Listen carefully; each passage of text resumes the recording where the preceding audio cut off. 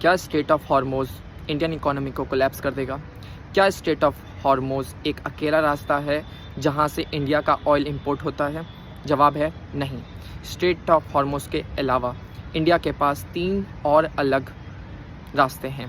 पहला रास्ता Suez canal का रास्ता, जो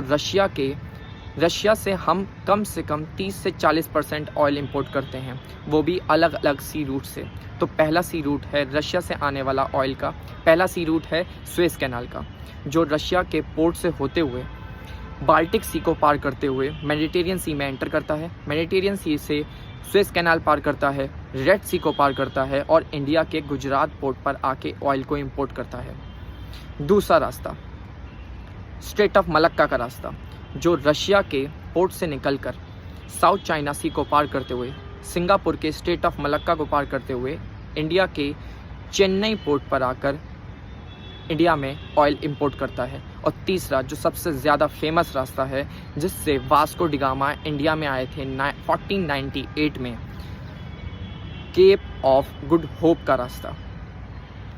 जिस रास्ते से अमेरिका और रशिया दोनों इंडिया में ऑयल इंपोर्ट करते हैं, जो होता है जो अफ्रीका के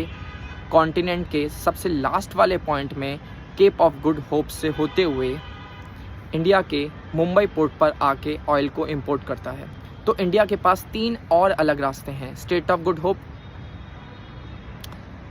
cap of Good Hope, Strait of Malacca, Suez Canal, 3 अलग अलग रास्ते हैं। तो इन तीनों रास्तों से इंडिया अपने देश में कम से कम